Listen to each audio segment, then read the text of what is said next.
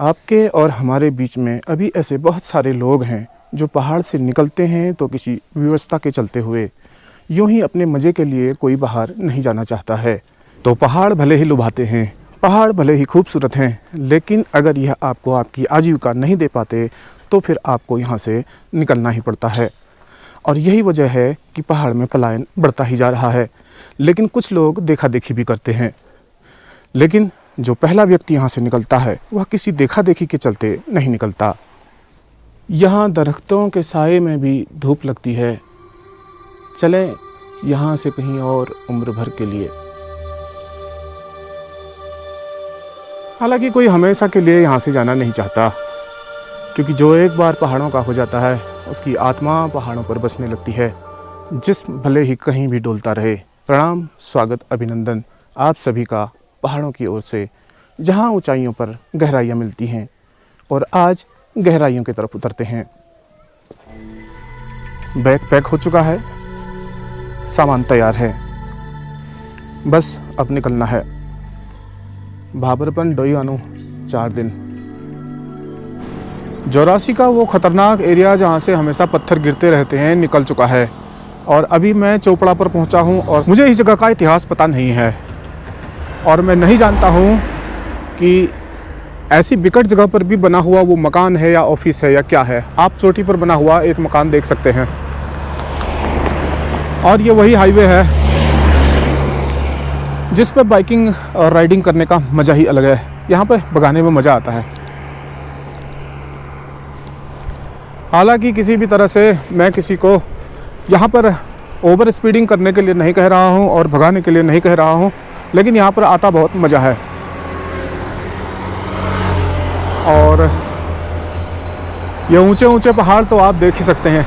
अक्सर आप जब यहाँ से गुजरते होंगे तो आपको ये दिखते होंगे। और इन्हीं पहाड़ों के बीच बनी हुई है ये सड़क, और इसी पर आगे चलकर अल्मोड़ा की तरफ को जा रही है ये। और आगे चलकर वो जोरासी वाला एरिया आता है जहाँ पे हमेशा पत्थर गिरते रहते हैं और रोड ख़राब रहती है। अभी ये हल्द्वानी की तरफ को जा रही है सड़क।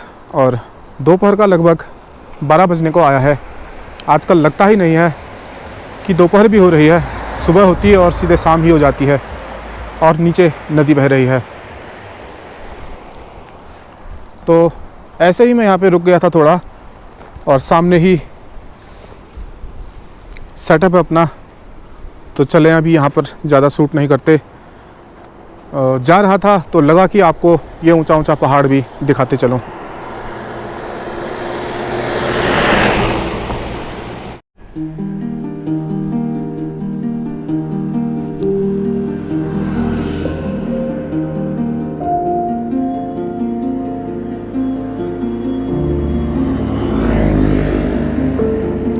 अभी लगभग दोपहर बाद का समय है। अभी मैं भीमताल में पहुंचा हूं, और मेरे सामने ही ये तालाब और ये पानी चमचमाता हुआ सूरज ठीक इस पर प्रतिबिंबित हो रहा है।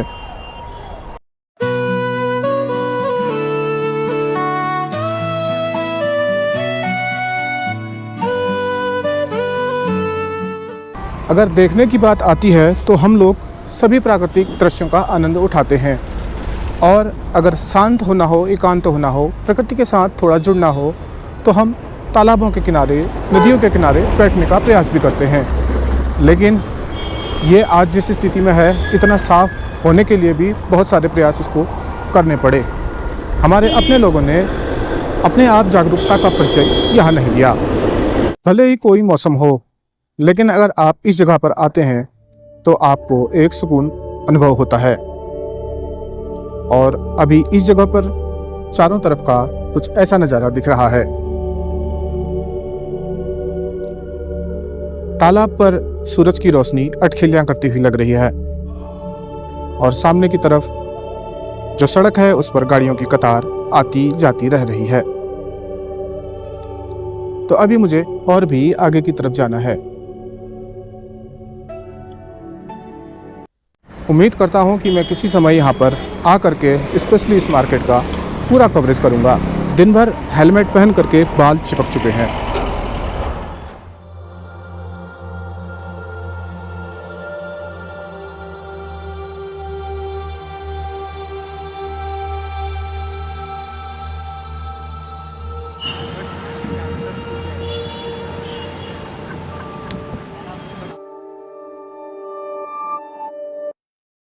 और अभी मैं उसके दूसरे छोर पर पहुंच चुका हूं जहां पर नावें लगी हुई हैं। और ये जो लगती हुई सड़क है ये बहुत व्यस्ततम सड़क है। हालांकि पहाड़ों के बीच से गुजर रही है, लेकिन यह काफ़ी व्यस्त है और यहाँ पर हमेशा चहल पहल मिलती है।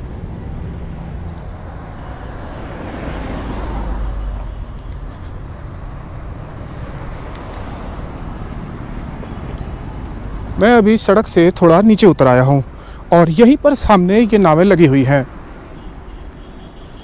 दूसरी तरफ शहर दिख रहा है और ये नावें इंतज़ार में हैं आने वाले नाविकों के, जिनका किनारा मझधार है और मझधार ही जिनका किनारा है, जो हर बार आपको ये खूबसूरती दिखाने के लिए बेताब रहते हैं, जितने कि आप इसे देखने के लिए।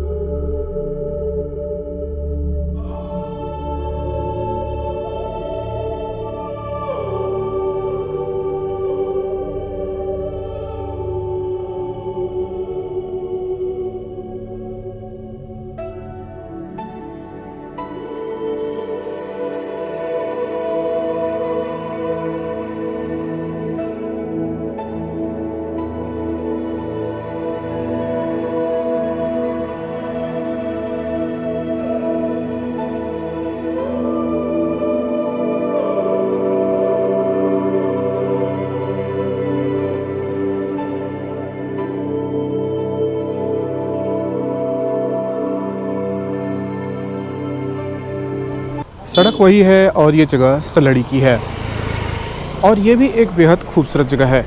यहाँ आगे घने घने पेड़ हैं और ढलान की तरफ रास्ता बढ़ रहा है। अल्मोड़े से आती हुई ये रोड, मैदान आने में अभी थोड़ा समय है, इसके बाद काठगोदाम आएगा। और जानबूझकर मैं आपको अपने बीच का सफ़र नहीं दिखा रहा हूँ, क्योंकि वो सफ़र सिर्फ सफ़र ही है और रास्ता और सड़कें ही हैं। लेकिन जगह जगह रुक करके मैं आपको दिखाता जा रहा हूँ जो बेहद देखने लायक जगहें हैं। ऐसे ही एक जगह यहाँ पर भी है और यही है रास्ता जहाँ मुझे जाना है। चलें, अभी आगे पहुँचना ज़रूरी है। मेरे हमसाए दिखने वाले पहाड़ अभी यहाँ पर गायब हो चुके हैं और अभी मैं पहाड़ों से उतरकर ज़्यादा नीचे नहीं आया हूँ। ये है सबका जाना पहचाना शहर हल्द्वानी, जहां आना और जहां बसना अभी भी कुमाऊं के बहुत सारे लोगों का सपना बना हुआ है। लेकिन हर शहर की अपनी तहजीब होती है, अपनी विरासत होती है और अपनी कहानियां होती हैं, साथ ही अपने जज्बात भी होते हैं। तो आने वाले वीडियोज आपको मैं यहीं से दिखाऊंगा, इस शहर की कुछ भूली बिसरी कहानियों के साथ, कुछ ऐसी दास्तानों के साथ जो शायद आपने सामान्यतः नहीं सुनी होगी, और यहाँ रहने वाले आने वाले लोगों की भावनाओं के साथ। अभी जिस जगह पर मैं रुका हूँ यहाँ पर मूंगफली की एक दुकान लगी हुई है और यहाँ पर गजक भी रखे हुए हैं, साथ ही एक छोटी सी अंगीठी भी दिख रही है। हाँ भैया, कैसे हो? क्या नाम है आपका? असलम। असलम भाई यहीं के रहने वाले हैं या कहीं बाहर से आए हैं? बताइए। यहाँ कितने साल से काम कर रहे हैं? 2012 से। क्या अभी विद फैमिली यहाँ पूरा परिवार यहीं है या अकेले आए हुए हैं? बच्चे ही हैं सर।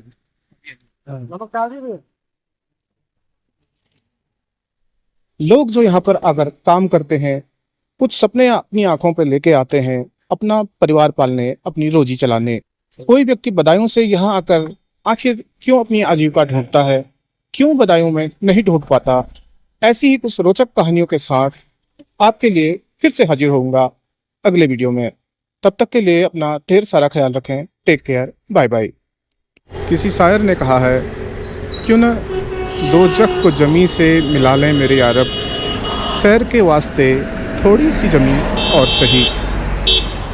ज़मीन बहुत हैं, कहानियाँ बहुत हैं, सुनाने वाले भी बहुत आपको मिल जाएंगे, लेकिन कहते हैं कि गालिब का है अंदाज़ बयां और।